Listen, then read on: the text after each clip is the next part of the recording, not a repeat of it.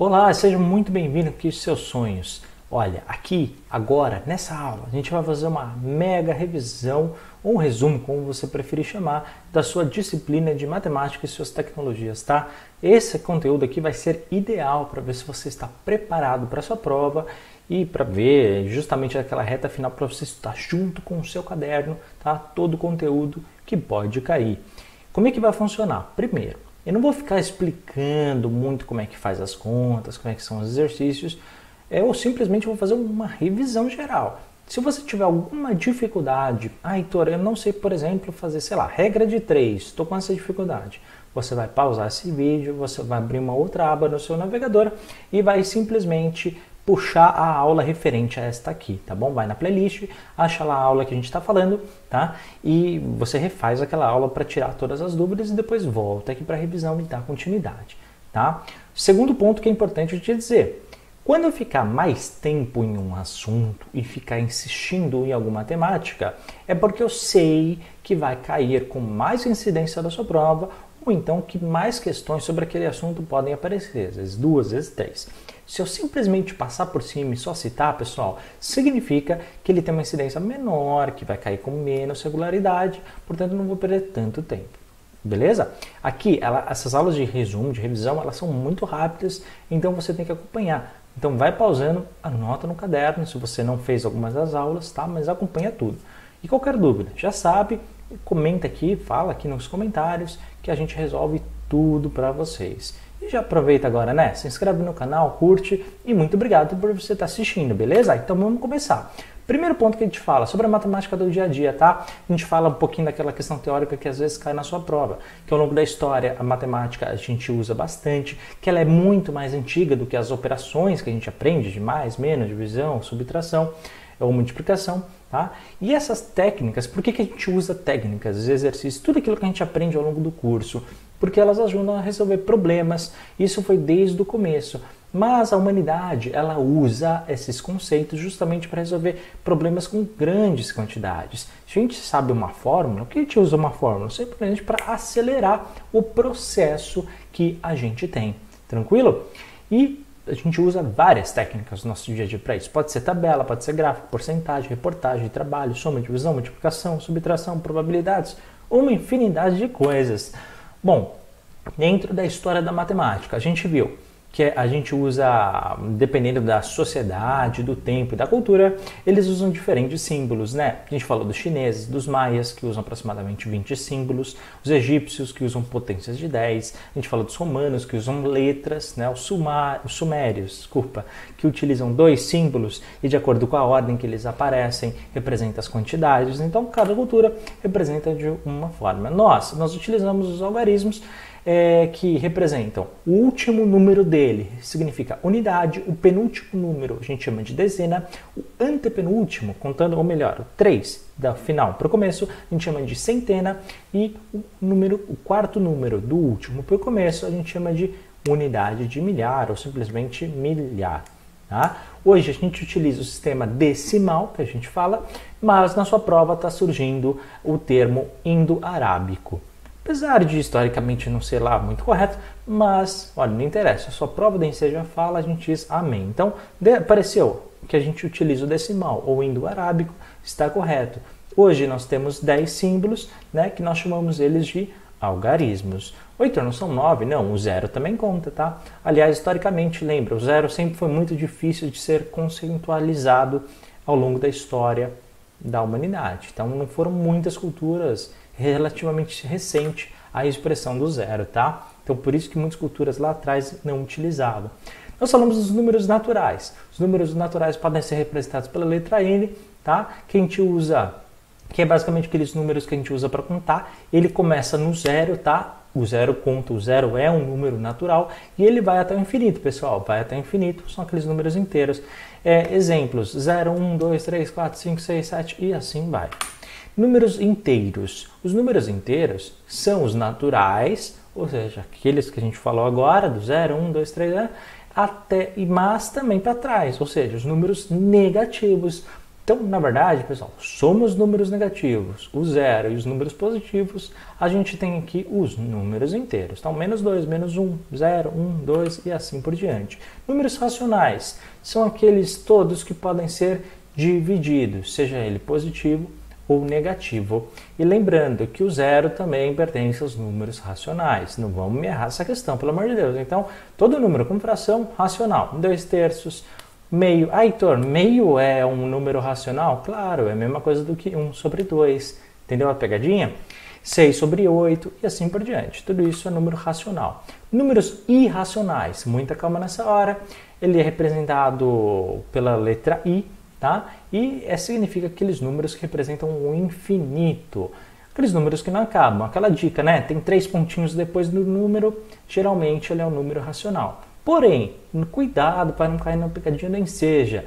Né? Para isso, para o número ser racional, ele tem que ter vários números diferentes. Se a gente está falando de uma dízima periódica, que é aquele número que depois da vírgula ele repete de maneira igual, ele não é um número irracional. Então, por exemplo, 4,3333333, não é. Isso chama dízima periódica e não é número irracional. Mas 3,4, 6, 8, 10, vários números aleatórios com 3 pontinhos, número irracional. Marca que você vai acertar a questão. Números reais são os números racionais e os números irracionais. Heitor, eu já não lembro, então volta.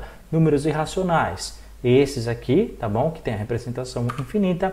E os números racionais são todos aqueles que têm fração. Então, tem fração e ou tem a questão do número infinito, a gente chama de números reais.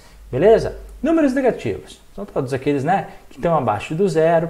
A gente utiliza hoje em várias situações, por exemplo, saldo de conta. Isso aparece, tá? Isso aparece que está na sua prova, então fica atento.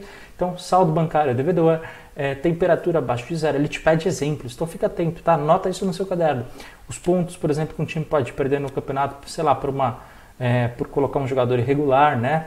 Tipo Everton na Lusa. Então, todos esses tipos de coisa, a gente utiliza números negativos. O termômetro está menos 4 graus, significa que ele está 4 graus abaixo de 0. Saldo de conta está menos 250, significa que você tem na sua conta devendo para o banco R$250 e assim por diante. Números negativos, né? A gente utilizou aqui um exemplo. A gente simplesmente, por exemplo, para saber um saldo de um valor, o que a gente faz? A gente soma toda a quantidade de números negativos e depois você vai subtrair do valor total. E aí você vai saber se o saldo final, tá, ele é positivo, se ele é negativo, se está antes do 0, ele é negativo. Pessoal, decora esse exercício aqui porque eu tenho certeza que cai. Sempre cai uma questão dessa, é batata, não tem erro, então anota. Soma, a gente falou um pouquinho dos símbolos, né? O símbolo mais é utilizado para somar, é simplesmente deitado, a gente coloca o número mais o outro número e a gente faz a soma delas. Lembrando que a ordem na soma ela não importa e a quantidade também ela não importa. Se o primeiro número ele tiver 3 algarismos, o segundo 2, o terceiro 1, ou inverter, tanto faz. Beleza? A gente explicou que na hora da soma, quando você for fazer a conta em pé, coloca sempre o número maior lá em cima, que eu acho que facilita bastante a conta para vocês, tá bom? E é desse formato que eu faço. E dá certo. Subtração é o símbolo de menos, a gente usado para retrair, para retirar, para subtrair. O resultado ele pode sim ser negativo numa subtração, né? Se o segundo algarismo, que vem depois do menos, ele for maior do que o primeiro. E a gente pode ter vários números na sequência. E, obviamente, você tem que tomar muito cuidado com isso, tá? Lembrando, né? Se a gente tiver 5 menos 2... a gente tem o resultado de 3, mas se tiver 2 menos 5, o resultado vai ser menos 3. Então, cuidado, que a ordem na subtração, ela importa, logicamente. Na divisão, lembra, aparece geralmente 2 símbolos, aquela linha horizontal com 2 pontos, ou aquele traço na diagonal, ele é usado para dividir em partes iguais.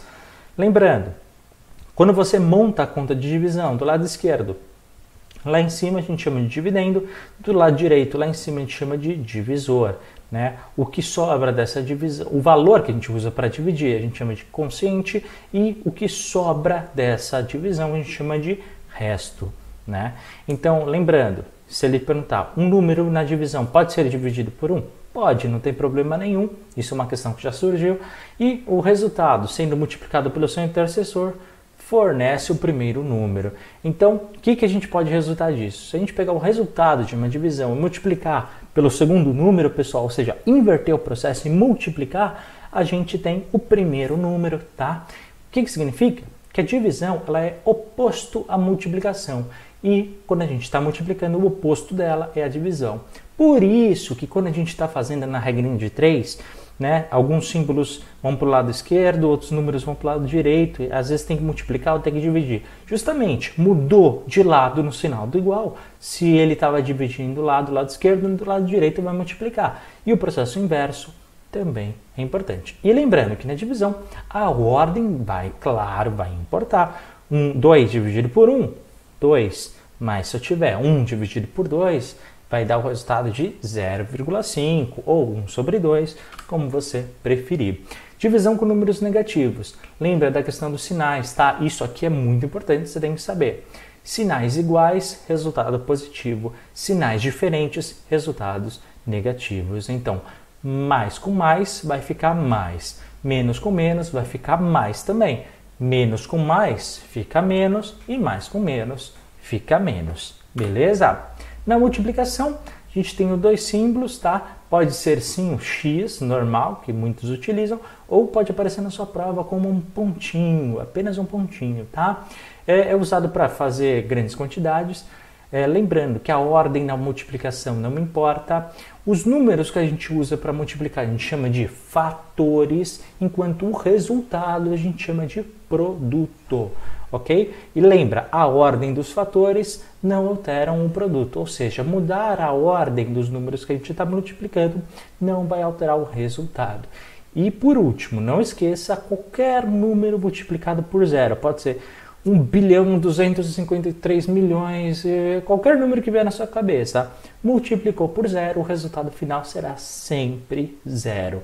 Guarda isso no seu coração, porque é muito importante. Aquela dica, né?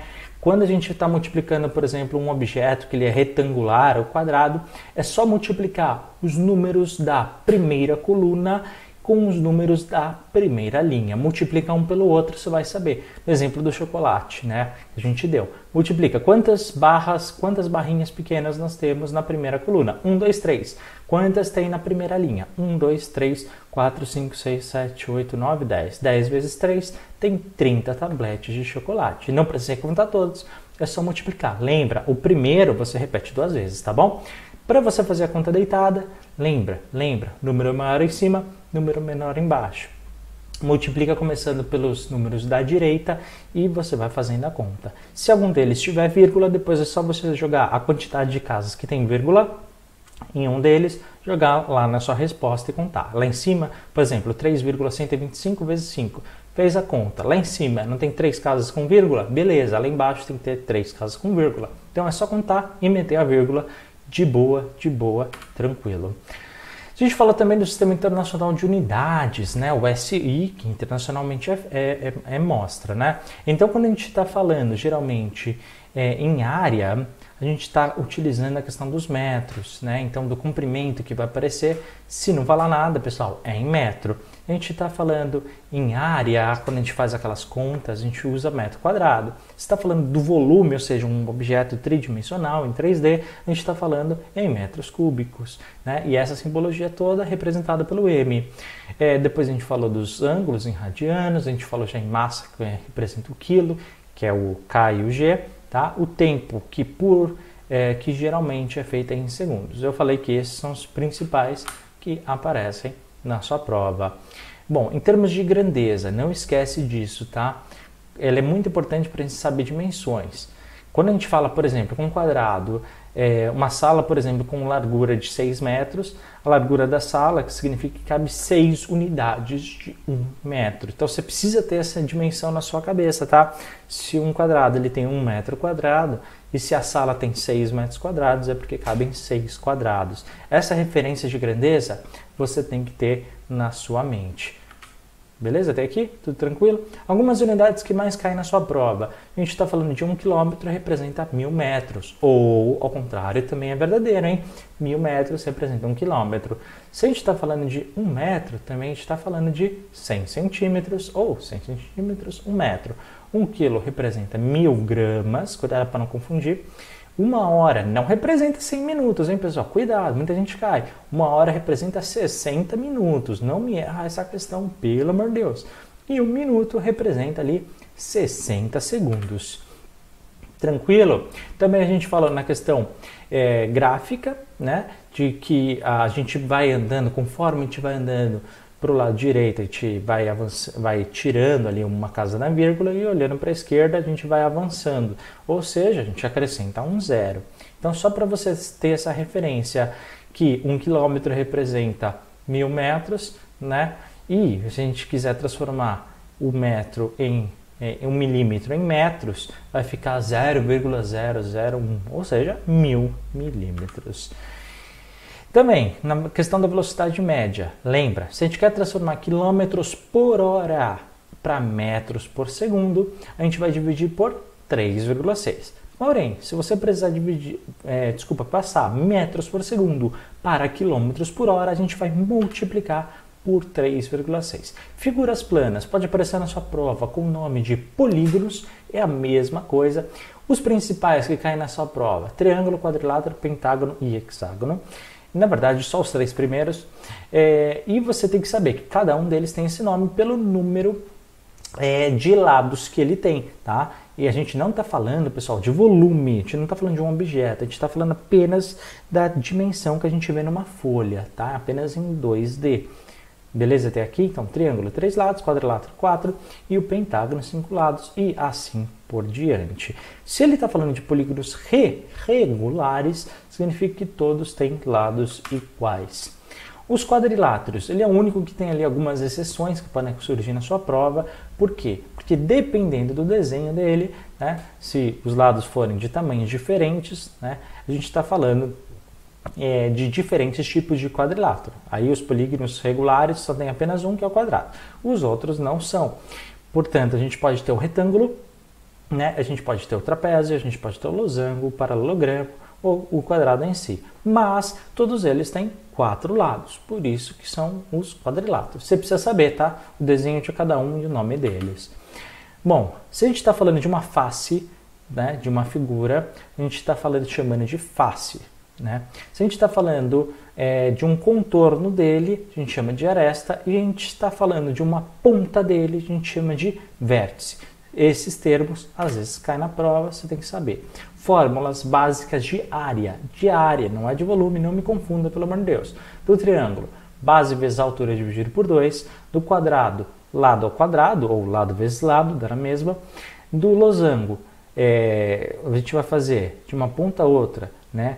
O D vezes D dividido por 2, que é o diâmetro, tá? De tudo ele que vai representar, o diagonal, então diagonal maior mais diagonal menor dividido por 2.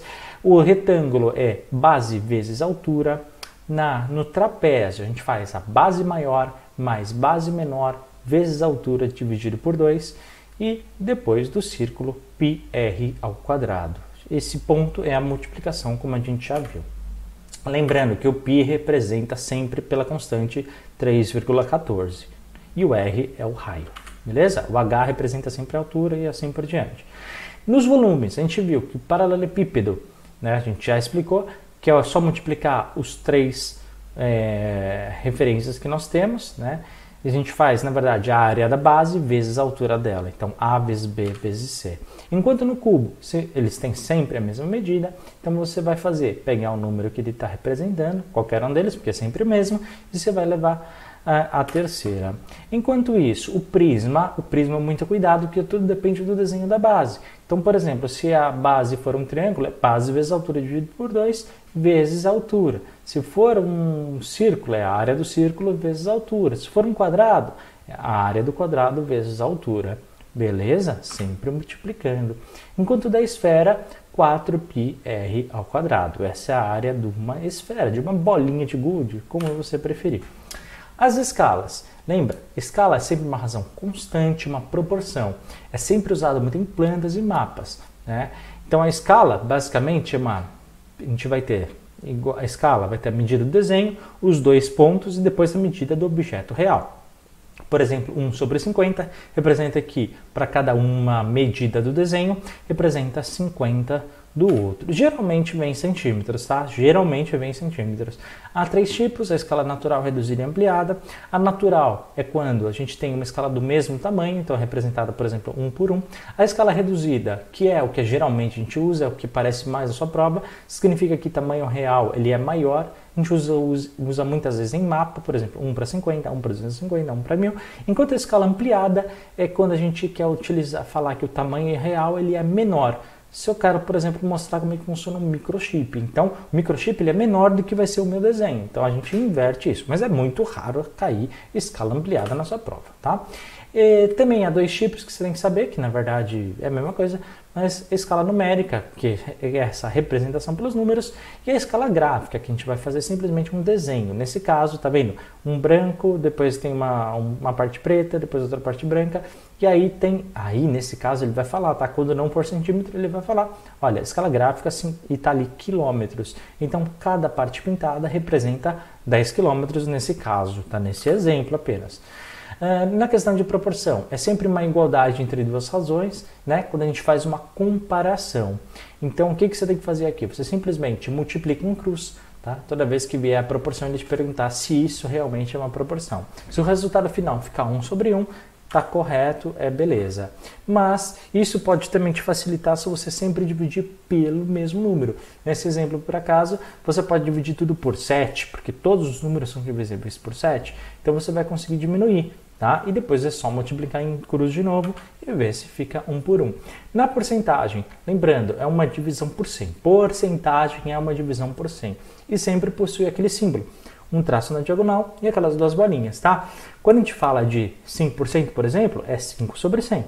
10%, 10 dividido por 100. 50% é 50 dividido por 100. 100%, 100 dividido por 100 e assim por diante. E ele representa, pessoal, a parte de um todo, tá? Se eu quero, por exemplo, quero que apenas 50% desse prato com saladas. Então você vai ter saladas em apenas metade do prato, porque representa metade. Se eu falar para você, eu quero o prato com 100% de salada, você vai ter que fazer todo o prato com salada. Olha, eu quero apenas 25% de salada nesse prato. Apenas 1/4 desse prato vai ter salada e assim por diante. Essa referência você tem que ter. Bom, a porcentagem com fração, às vezes sua prova pede, tá? Então, mas é muito simples. Se ele falar, olha, quanto que é 25%? Você vai fazer o seguinte, você vai pegar o 25, vai colocar em cima e você vai dividir sempre por 100, sempre por 100. E depois você vai dividir, tá? Pelo maior número que você conseguir. Nesse caso, tanto 25 quanto por 100, ele é divisível por 25. Então, o resultado final, 1/4. Aí 60% é 60 dividido por 100, né? Que no final vai ficar 12 dividido por 20.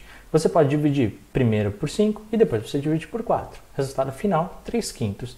E assim por diante, pessoal. Também sua prova às vezes vem pedir porcentagem com decimal. E decimal é muito simples. É só você pegar o número, tá? Você tem lá, por exemplo, 20%, que nesse caso vai representar em decimal em 0,20, que é a mesma coisa que 0,2. 37%, 0,37. 44%, 0,44. Então é só você pegar o 0, e colocar o número que está ali na porcentagem. Tranquilo? Lembrando que 100% representa o número 1, tá? Você tem que ter essa referência. E cuidado, 0,03 não é 30%. 0,03 é 3%. Então, cuidado quando tiver o 0 depois da vírgula, porque ele conta assim. As tabelas que são muito importantes para facilitar as nossas colunas, nossos dados. Então, ela realmente, o título e a fonte pode te ajudar bastante a responder. E as linhas e colunas, você sempre tem que prestar muito bem atenção, tá? Então, sempre cuidado com o título, os subtítulos e as informações que aparecem em cada uma delas, porque muitas vezes ele só quer que você interprete essas tabelas. Mesma coisa em colunas, tá? Se ele falar em gráficos de coluna, são essas que aparecem. Você tem que sempre ver a informação que aparece do lado esquerdo e a informação que aparece embaixo, além também do título e da fonte. Beleza? Gráfico de barra é a mesma coisa, só que deitada, tá? Então você tem que ver todas as informações do lado esquerdo e embaixo. Um gráfico de pizza, ele vai apresentar sempre, a pizza inteira vai representar 100% e a cor e a porcentagem que está lá escrita vai representar se ele é mais ou menos. É a mesma ideia do prato, tá? Só que aqui eles falam, o nome técnico é gráfico de pizza. E gráfico de linha, pessoal, onde você tem ali o crescimento, ele vai geralmente mostrar ao longo de muito tempo, tá? Se ele está falando de uma porcentagem, por exemplo, se você somar sempre os dois, tanto de cima quanto de baixo, num determinado ano, sempre vai dar 100%. Beleza? Questão de diagramas. Segura o fôlego, respire e vamos lá. Os diagramas, eles são utilizados para representar conjuntos, tá? Quando a gente está falando, por exemplo, de elementos diferentes, mas que alguma coisa representa em algo comum, mesmo em dois grupos distintos. Se por exemplo, nesses grupos não tiver nada em comum, eles são desenhados sem encostar um no outro, tá bom? Então, eles são desenhados. Heitor, cai com 3? O máximo que eu já vi na sua prova foram com 3. Mais do que isso não vai cair, tá? Então, do lado esquerdo aqui, eles têm coisas em comum. Um gosta de ler livro, o outro gosta de ir no cinema, o outro gosta de ir no teatro. Só que dessas pessoas, tem pessoas que gostam de fazer duas coisas, tem pessoas que gostam de fazer as três. Então, a gente usa as representações. Agora, se eu tiver 3 grupos que nenhuma gosta, eu só gosto de ir no teatro, mas não gosto de ler livro, não gosto de ir no cinema, e assim por diante acontece com todo mundo, a nossa representação ela é assim, sem encostar em ninguém. Tá bom, pessoal? Então aqui a gente já fez aqui alguns exercícios que eu não vou repetir, só para que você perceba isso. E dentro da questão também, para finalizar o nosso resumo, depois ainda vai ter o resumo número 2, tá? Tem algumas coisas de raciocínio lógico que caem. Então, argumentação. A argumentação é utilizada muitas vezes nas propagandas, por políticos, trabalho, no nosso dia a dia. Eles devem ser claros, devem ser lógicos, é bastante utilizado no ambiente científico, por exemplo. Muitas vezes, eles vão utilizar a argumentação para convencimento. E cuidado, que na matemática nem sempre uma regra ele pode ser uma questão absoluta. Lembra desse exemplo que eu dei para vocês na aula? Desenha 3 retas onde elas ficam com um ângulo de 90 graus as 3. E você vai se matar, só consegue 2, a terceira não consegue. Mas em nenhum momento ele disse que não podia ser, por exemplo, um objeto tridimensional em 3D. Tá? Então, às vezes, fica atento. Você tem que prestar muito bem atenção se a tua pergunta está te limitando ou não. Você tem que abrir a mente, tá? Silogismo, quando eu uso 2 argumentações, 2 afirmações para o convencimento, para uma conclusão lógica. E também pode aparecer na sua prova como raciocínio formal. Lembra, toda ave tem pena, as garças são aves, logo as garças têm pena. Então essa consequência pode ser utilizada. E eu mostrei aqui alguns exemplos da matemática que podem te ajudar a resolver algumas questões, tá bom? Então depois foca nisso porque é só interpretação de texto. Implicação é quando tem uma causa ou consequência. Às vezes sua prova aparece como causa e efeito. Sempre utiliza esse símbolo, pessoal, da seta, tá? É sempre, se eu não fizer alguma coisa, o resultado não será alcançado. Ou, se eu fizer determinada coisa, tal efeito ou tal consequência vai ser resultado. Então, toda vez que isso estiver, você vai marcar a questão que significa que é uma implicação. Dedução é quando você vai, mesmo que ele te dê propriedades, números, couve-flor, não importa o objeto que for, você vai chegando numa multiplicação, você vai chegando num resultado, fazendo as operações básicas e você vai falar que aquele número grandão lá em cima representa a mesma coisa que a sua resposta. Isso é chamado de dedução. É utilizado para descobrir novos fatos. E na indução? Lembra, eu falei para vocês, aqui você pode resolver de várias formas. Você pode, eu quero saber como é que é o objeto número 5, quantas bolinhas tem. Você pode simplesmente desenhar, você pode fazer a tabela, perceber que, por exemplo, na bolinha 1 é simplesmente o número vezes ele mesmo, na imagem número 2 é o 2 vezes ele mesmo, no 3 é 3 vezes ele mesmo, e assim por diante. Ou então você fazer aquela regrinha que eu ensinei lá atrás, multiplica os elementos da primeira linha com os elementos da primeira coluna. Tá? E você vai saber quantos números são. Então, pela indução, você consegue chegar mais longe. Pessoal, a gente encerra nosso resumo, nosso primeiro resumo por aqui. Qualquer dúvida, já escreve aqui embaixo e fica atento, tá? Daqui a pouco, no dia seguinte, a gente vai ter agora o resumo número 2. Então, é bastante coisa para você, tá? Então, anota tudo e boa sorte na sua prova da Enseja, tá? Não vai para sua prova sem ver o resumo 2, porque tem mais metade do conteúdo para você estudar. Então, um forte abraço, muito obrigado por ter assistido, curte, comenta, compartilha esse vídeo e também se inscreve no nosso canal. Obrigado por ter assistido e até daqui a pouco em mais uma aula. Forte abraço, tchau, tchau!